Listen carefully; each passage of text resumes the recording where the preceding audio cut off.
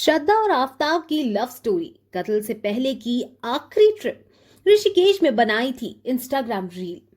दिल्ली में 5 महीने पहले मुंबई की लड़की श्रद्धा के कत्ल से पहले की लास्ट इंस्टाग्राम रील सामने आई है। इसमें श्रद्धा ऋषिकेश में स्थित वशिष्ठ गुफा के पास गंगा नदी के किनारे बैठी दिखाई दी। उन्होंने साथ में कैप्शन भी डाला है, जिससे पता लगता है कि वो ट्रैवलिंग की काफी शौकीन थी। बताया जा रहा है कि ये उनकी कत्ल से पहले की आखिरी ट्रिप थी। दिल्ली में 5 महीने पहले लिव इन पार्टनर की बेरहमी से हत्या करने वाले युवक को पुलिस ने गिरफ्तार कर लिया है। आरोपी युवक आफताब ने पुलिस को बताया कि कैसे और क्यों उसे 26 साल की श्रद्धा को मौत के घाट उतार दिया। आरोपी ने बताया कि 18 मई को उसे श्रद्धा की हत्या की थी। वहीं अब श्रद्धा की इंस्टाग्राम रील सामने आई है, जो कि उनकी कत्ल से कुछ दिन पहले की है। श्रद्धा का यह आखिरी ट्रिप बताया जा रहा है। इंस्टाग्राम में श्रद्धा ने 4 मई को इस आखिरी ट्रिप की रील भी डाली है। इसमें वो गंगा किनारे बैठी दिखाई दी है। वीडियो उत्तराखंड के ऋषिकेश का है। इंस्टाग्राम रील के साथ उन्होंने कैप्शन भी लिखा है, जिससे पता लगता है कि श्रद्धा ट्रैवलिंग की काफी शौकीन थी। उन्हें घूमना फिरना काफी पसंद था। इंस्टाग्राम रील में श्रद्धा ने लिखा, तो मैंने रील बनाने की कोशिश की। 1500 किलोमीटर की यात्रा के बाद मैंने अपने दिन को सनसेट के दृश्य के साथ समाप्त करने का फैसला किया।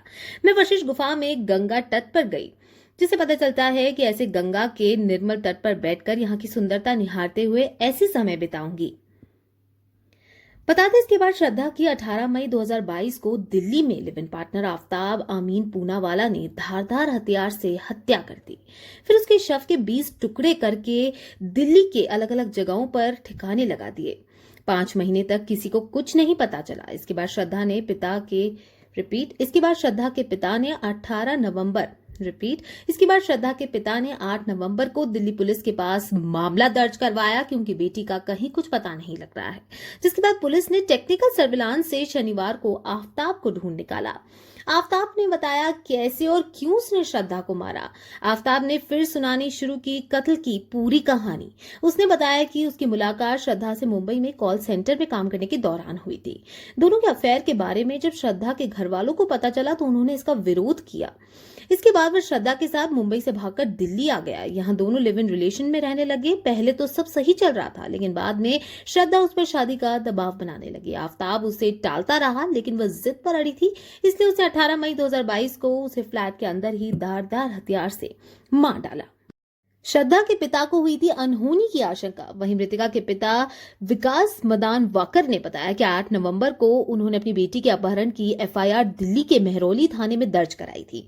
उन्होंने बताया कि वो परिवार सहित महाराष्ट्र के पालघर में रहते हैं। बेटी श्रद्धा जब आफताब के साथ मुंबई छोड़कर दिल्ली गई तो उन्हें कहीं से इसकी जानकारी मिल गई। उन्हें पता चला कि वह मेहरौली के छतरपुर इलाके में रहते हैं।